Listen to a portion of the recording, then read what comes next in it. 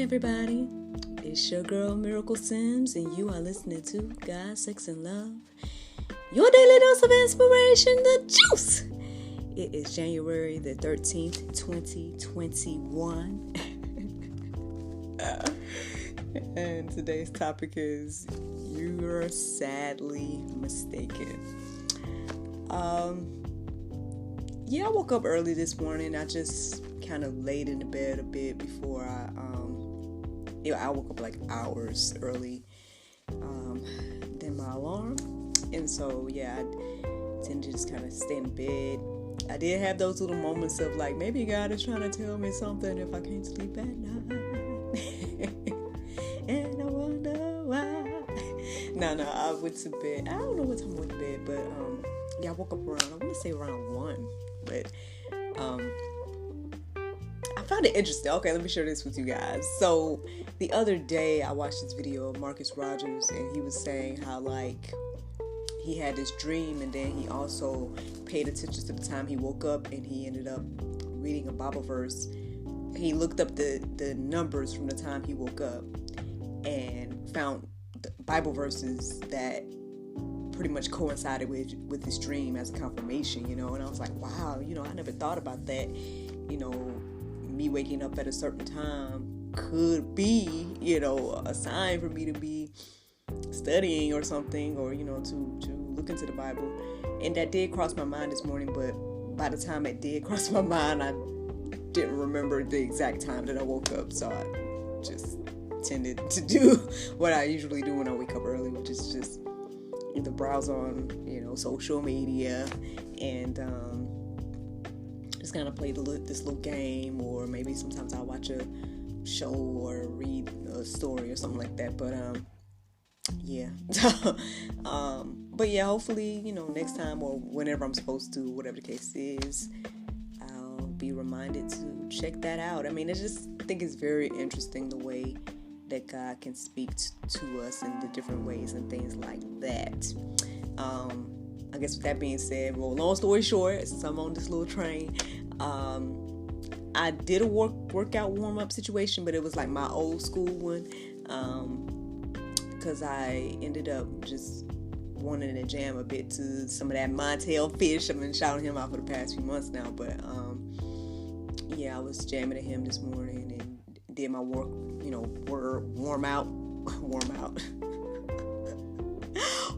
up workout. Not as detailed as the Faith Fit app, but it was nice to kind of, I guess, take that little mental break and still focusing on God, though, Montel Fish's worship music, but just kind of do a little something different. And then after that, did my prayer meditation, and that kind of got me thinking about, of course, it seems like there's a bit of a series going on with the Faith Fit app, with the Soul Space app, where they're kind of talking about purpose. And so it got me thinking a little bit about that. And it did have another prompt about making a list about,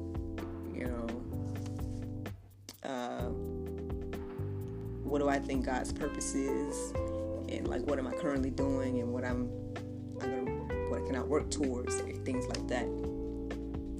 But as I was sitting there listening to the prayer meditation this morning, thinking about my purpose, and just, I feel having a beautiful moment with God. I just kept having little maybe distractions or distracting thoughts.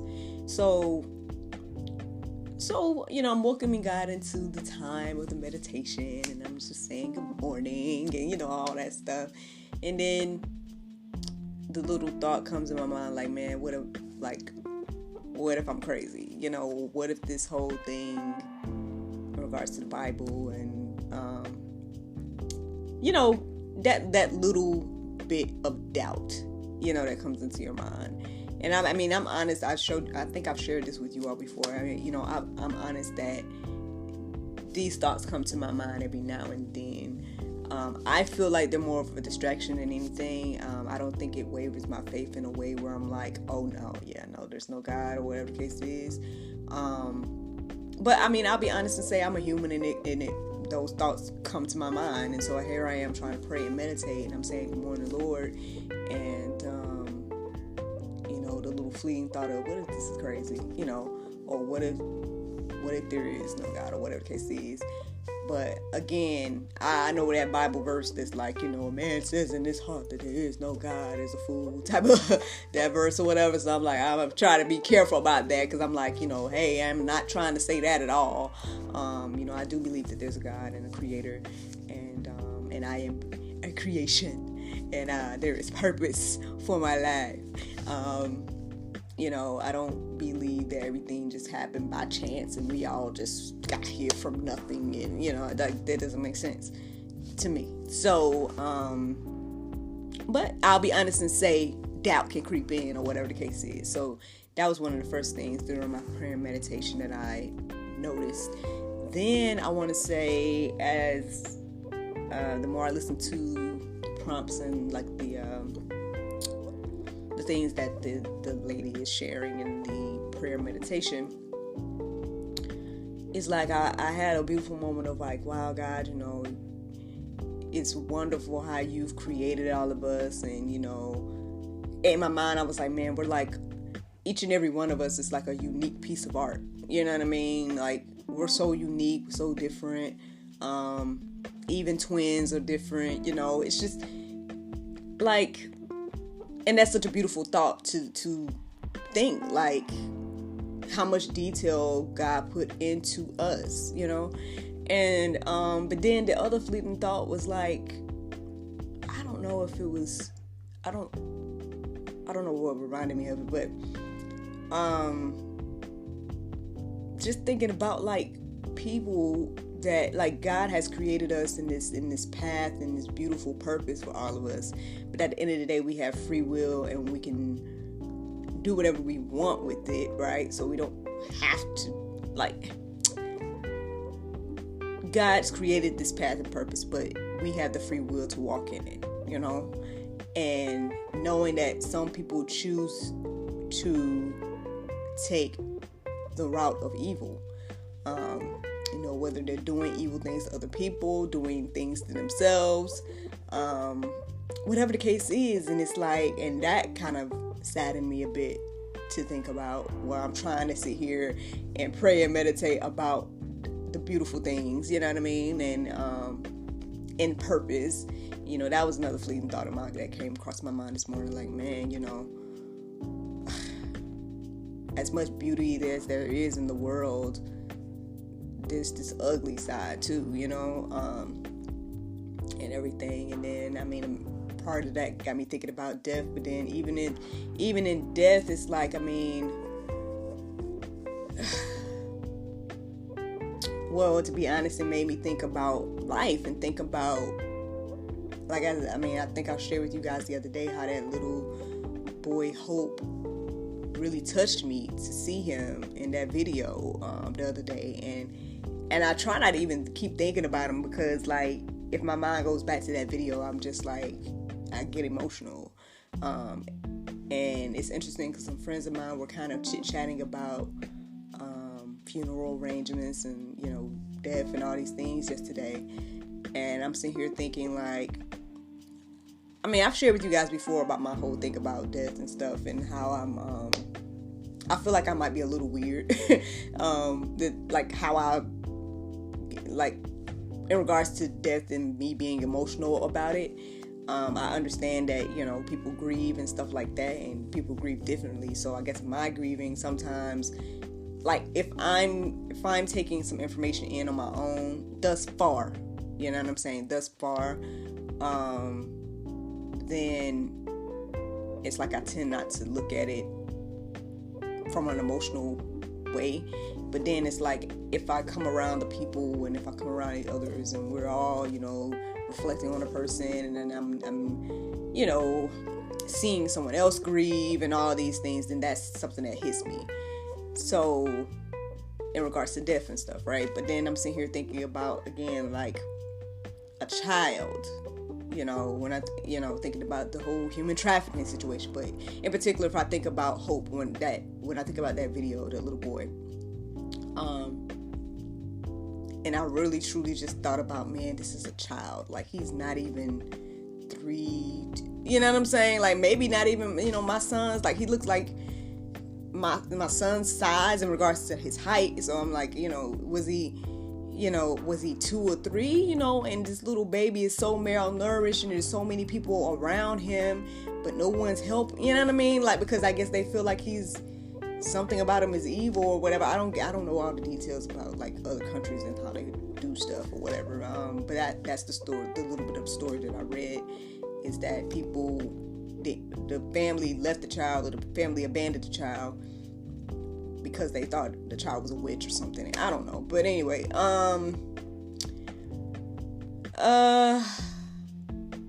so yeah, the beautiful things in life, y'all, and then the ugly, you know what I mean? The good, bad, and the ugly.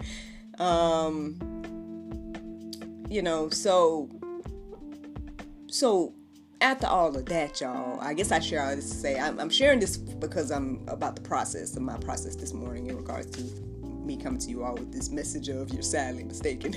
I know y'all like, where did that come from out of all of this? So basically, after that prayer and meditation, there's a few things that came into my mind that I thought I was, a couple of, I guess, ideas, if you want to say them like that, but a couple of things came into my mind about perhaps topics. But then as I was, looking up verses and stuff, it just, again, wasn't resonating. It wasn't being confirmed, I guess, in my heart and mind and spirit or whatever.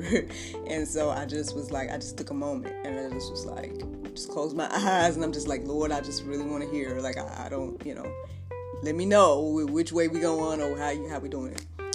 So then, believe it or not, it's like I felt, I heard, however you want to interpret it for you to understand. I don't know how you understand it, but all I know is in my mind, in my heart, I heard Psalms 119:21. And at first I'm over here like, is this a real verse? No, because on one hand I'm like, okay, I know there's a lot of Psalms, so I was like 119 might be accurate, but then I was like, well, what if there's like a 119:20? You know what I mean? Like, what if there's no 21? Like I said, that doubt tried to creep in, right? So I go and look it up. So there is a 119:21, and here it is right here. It says, "Thou hast rebuked the proud that are cursed, which do err from thy commandments." That's what Psalms 119:21 says. And I was like, oh, okay. But as I was reading the word err, which is E-R-R, that word stood out to me the most in the verse as I was reading. And so I read it a couple of times, and then I looked up the definition. Now, the definition that I found originally was slightly different, which was a little bit confusing than the one that I'm going to give you guys now. But yeah, so basically the definition of the word err, E-R-R, is to go astray in thought or belief, be mistaken, be incorrect.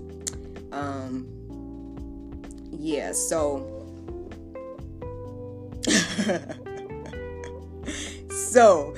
then I started to look up Bible verses regarding error, E-R-R, and I got a couple more verses for y'all this morning. So that's how I came to the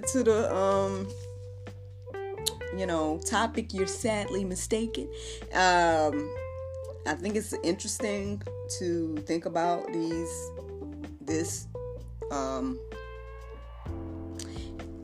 I guess thinking about this in general when it comes to the Bible, when it comes to God, when it comes to our interpretations of life and all these things, perhaps,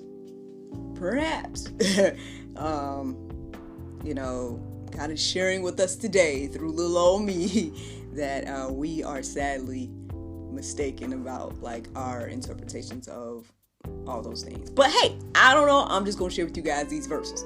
So, Matthew 22:29 says, "But Jesus answered them, You are wrong, because you know neither scriptures nor the power of God."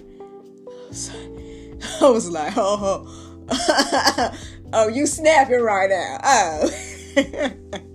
He's like, he's like, you're wrong because you don't know the scripture and you don't know the power of God.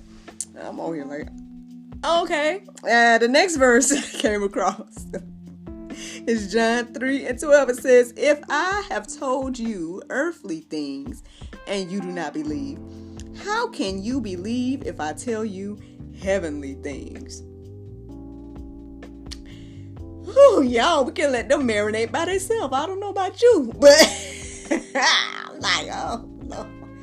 You right, okay. I mean, perhaps this ain't funny at all, honestly. This probably is not funny at all, but at the same time, too, again, for me to just read stuff and to really imagine it, like imagine Jesus saying this to us as any human would say. I think that's what makes it funny to me, because it's like, so you think you know stuff, but look, you don't really know anything because you don't know the scripture and you don't know the power of God. It's like, oh, okay. You know what I mean? Like, so that's what makes it funny to me. I apologize for laughing. I know I don't know, but I just think it's like amazing. You know what I mean? Like, just God and the whole thing. But anyway, this is another verse I'm going to share with you guys. It's John 5:39. It says, you search the scriptures because you think that in them you have eternal life, and it is they that bear witness about me. So, I mean, honestly, like I said before, it's just amazing to me what people believe, you know what I mean? And sometimes it's like I don't understand, and I try my best to understand, but I don't understand like how people can read the Bible and then make their own assumptions about stuff. Like, cause some stuff is just very plain, you know what I'm saying, about like what it says, so, I guess my thing is, right, if you're going to read the Bible, right, and you're going to believe it, or if you're going to choose not to believe it, then, now I'm not suggesting that you choose not to believe it. I think we probably should, you probably should, believe it, because I just feel like there's a lot that not only it reveals, but then when we see all these things happening, like the things that we see will make more sense. It makes more sense for Bible believers, you know what I'm saying? In my humble opinion. That's just me, though.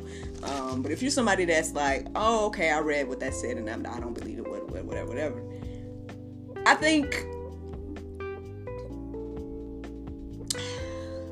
okay, this is just a personal thought now. I'm not trying to say nothing one way or another. And I just think it's a personal thought that, I really appreciate truth and honesty. You know what I'm saying? Like, and I get sometimes that truth hurts, but you don't have to hurt people with the truth, but that's a whole nother conversation. Truth and love is always best. But I just think if you are someone that's proclaiming to be a Christian, but you're not just practicing the Bible, but like, if your life doesn't reflect the Bible, you know what I mean, or reflect, Christ, it's like, don't play, you know what I'm saying? Just be like, you know what, I don't know, like, I'm not trying to get people to, I don't know, I don't know, should I say? You want me to say it, Lord? Should I say it? Why am I so hesitant to say this? I don't know. Let me think about it some more. But, yeah, I got a few verses for you all to think about with the Go Deeper section today. I know I've shared these verses before in the Go Deeper section, I feel, or throughout the juice. All this time I've been doing the juice. I know I've probably shared these verses before. But I think maybe we should come to the Bible with a blank slate. like, not say forget what you heard, but kind of, you know, like forget what you heard. Like try to come, like, can you come to the Bible and the Word with a fresh slate? Like just with the mindset of, you know what, I heard things about what people say the Bible says, or I heard this, or I heard that. I'm going to just read it for myself with a blank slate and see what God do. Now, you know, and then from there, you know, then you can, you know, get amongst other Bible believing people and, you know, have conversations and all that good stuff, and, you know, get some guidance in regards to leadership and, you know, church and all that. I know I shared with you guys the other day my whole thing about church is, like, honestly, I think probably going back to the Bible way and, you know, small groups and gathering in the homes and all that might be the move, honestly. But you know, just thoughts, man. These are just thoughts right here. But yeah, I think we probably should approach the Bible with a fresh slate, because obviously we can go into things with our own preconceived notions, as people say, and when we do that, it just can taint the word, you know. I heard a message yesterday as well. It was it was a conversation between Pastor David Lynn and another gentleman, and the thing that stood out to me in that conversation, I didn't listen to the whole thing, but the moment that I did catch, they were talking about how a lot of these verses, like in the New Testament, a lot of these were letters to, like, between churches and between, you know, in believers. And so, and they just pretty much reiterated how we as believers should handle things amongst ourselves in regards to if we have issue with people or whatever the case is. Like, we need to be, I mean, there is a clear, and I saw it the other day actually, it's like a clear way that we should handle situations in the church, you know, coming to each other directly, then going from there and, you know, getting the elders of the church, you know, things like that, handling things in house. And I think that's probably another reason why so much is, like they were saying, so much negativity is seen or about the church, because we as believers don't handle things the way, or do things the way the Bible say we should, you know. And I don't know, I just feel like all of this is just something to think about, because at the end of the day, if we truly do, you know, if we're truly sadly mistaken about what we feel the Bible is saying to us, or who God is, or any of those things, then, you know, we need to get Him to give us that wisdom and guidance, so we can have a better understanding. Just something to think about. Now, the Bible verse of today is Matthew 5:10. It says, "Blessed are they which are persecuted for righteousness' sake, for theirs is the kingdom of heaven." Another thing to think about, y'all. It's so interesting. Those that are persecuted are blessed. You know, there's a lot of things in the Bible that's like that, where it's like things that we think are probably the worst thing is probably like some of the best things, you know. I just think it's all about perspective. And so we need to be trying to understand God's perspective and how He looks at things and how He wants us to live and do things, you know. But yeah, I hope you all enjoyed this juice this morning. Thank you so much for listening to God, Sex, and Love, your daily dose of inspiration, the juice. I pray you guys can go forth and have a wonderful day, and I look forward to talking to you all tomorrow if the Lord's will. Bye-bye.